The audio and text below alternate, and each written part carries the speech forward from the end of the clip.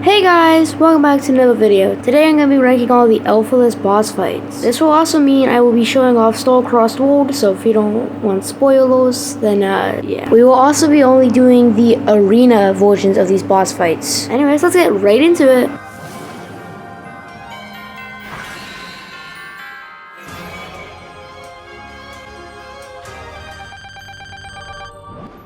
Fecto Elfilis. In my opinion, the worst boss out of the 4 Elfilises.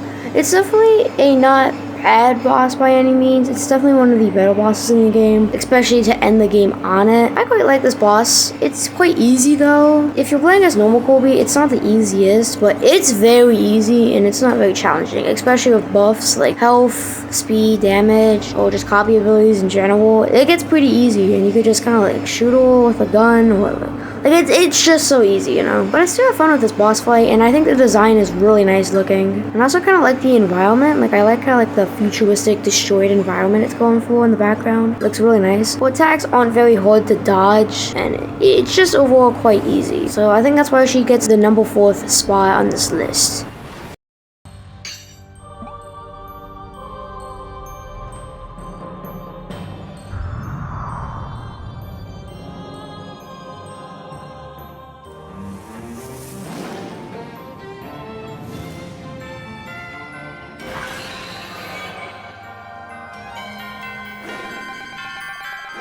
Chaos Elfilis. I really like this boss fight. The design, I don't like the design as much as Fecto Elfilis' design, but it's still pretty good. It kind of screams that final fight feel, I guess. This fight is a lot harder than regular Fecto Elfilis. It was the hardest boss fight in the entire game, and it was fun. Using copy abilities makes it still pretty easy, but I would actually say using normal Kirby, even with buffs, is still a little difficult. This used to be one of my favorite boss fights before the DLC. But yeah, I like Chaos Elfilis. I think it's a nice, fun introduction. The attacks are somewhat hard to dodge. They're not the hardest to dodge, and she doesn't use the same attacks as Fecto Elfilis does. Basically, every single boss does use the same attack pattern as they would normally. When she goes to second phase, though, this is when it gets cool. She spawns a really big version of herself, but like a shadow form. She still attacks, but the shadow version of herself has a sword and swings it around, and you have to jump and fly over it, and as normal Chaos Elfilis attacks you, and I really like that. But then we have second phase. The second phase is an orb, and it's really challenging. The hardest part of it. She does more attacks, and the attacks are actually difficult, and this time this is like where I struggled a lot. The attack pattern is very fun when she's an orb, because the attacks are way more difficult. She has the usual attacks, like a black hole, boomerang stuff, and you know. But then there's also a second phase of the orb where she turns into like a fire mess, and then she breaks a meteor and the meteorites fall, and you have to get on top of them before she I guess lights you on fire. And it's very, very intense, but still not the hardest thing, but it's very fun. So that's why I think Chaos Elfilis deserves number 3 on this list.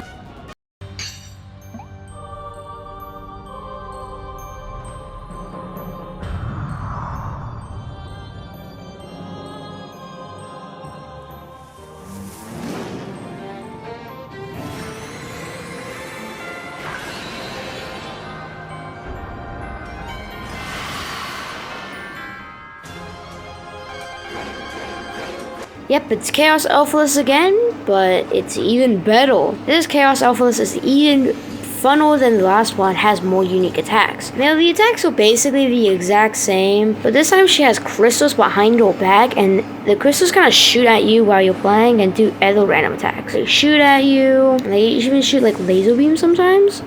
And it's really cool. But it's basically the exact same, but like the crystals make it a lot harder. But it's pretty easy to dodge. But the laser beam section is where it's different, because it shoots laser beams. For the first phase, it moves, which is pretty cool. But then it hits the second phase. The second phase of this fight, instead of spawning a big shadowy version, nothing happened. But then she shoots her crystals into portals, and then there's multiple portals that appear, and you have to dodge the crystals. But the best part about it is that there's multiple versions of these portals that shoot different, like where the crystals come out at different points. And then the final version of this is so they come out from all sides and you have to die to dodge them. It's pretty cool. Pretty similar, so yeah. But then we have the actual second phase. And this is where it gets awesome. Now you may realize the orb looks a little different. Well, that's because this isn't the same orb at all. It has completely different attack patterns. When it first spawns in, it spawns in almost every single boss in the entire game. It spawns in Gormando, Coraline, Silly Dillo, Leon God, and it's really fun seeing these bosses return. You can't damage these bosses, so that makes it fun. They all have their classic attack patterns, but they're a little harder. They're basically the forgotten versions of them. The black hole, instead of staying stationary in the middle, it moves around, and the previous black hole dies and shoots a big laser beam in all directions, which is super fun to dodge. The boomerang attack isn't too much different, but the boomerang attack, it moves around this time. There's also attack, the smaller orbs around Elfilis kind of like form into like a line and then shoot laser beams into all directions. But then when she enters second phase, this is where the real fun begins. For the second phase, instead of rushing at you when she's a big fireball, instead she turns into the literal sun, and crystals spawn that you have to break, and if you don't break them, then you're literally born. Crystals fall from the sky, making it hard to dodge. Once you hit all the crystals, then you have to stay behind them. Then she literally like lights up the sky like the sun would, and then the crystals start burning on fire. You have to stay in the shade, and the crystals do break after some time. So if you're not careful, you might actually take some damage here, and I find that really cool. She also has this like eyeball attack where like all the there's like eyeballs, and you can, if you hit them enough times, they go back into the orb.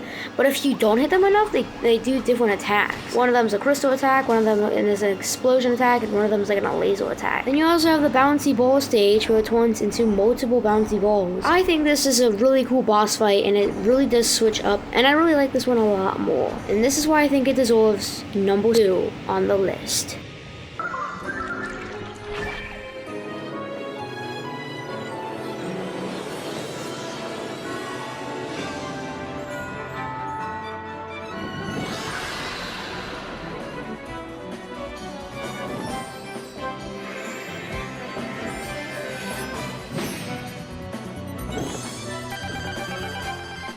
Now I have absolutely no idea how to pronounce this name, so I'm just gonna call it Galactic Elfilis. Galactic Elfilis is my favorite boss fight in the entire game. I love the design. I think the design's really cool, and the attacks, they basically follow normal Elfilis attacks, but they are way different. I had to use a Nebo on my first try just not to die, and that may be because I have like a skill issue. The attacks are awesome. I love the design, and the background is awesome with the lightning strikes happening every now and then. A teleporting attack is like the mini boss that teleports around every time you make it go to its next phase. She teleports around so much. When she stabs her spear into the ground, there's a middle one that happens right after one, so like to like trick you. And almost every single attack she does, there are crystals following it afterwards. I think this is one of the coolest boss fights ever made. Then we have the second phase. When the second phase starts, she rushes down to the arena, sucks up all the color and life out of everything. Then she spawns 3 copies of herself, including her, and then rushes at you. The copies rush at you, and then she rushes at you. And if you get hit by one of her rushes, you turn into like ice. She does the same attack once again, but then for the final version attack, she actually spawns 4 more copies of herself, making the total 5 if you include her, which is really cool, and I think this is one of the coolest things ever. Then she encases herself in a crystal, and then you have to break that crystal. If you don't break the crystal fast enough, then a black hole will spawn, doing a lot of damage. But then we have the second phase, like the actual second phase this time.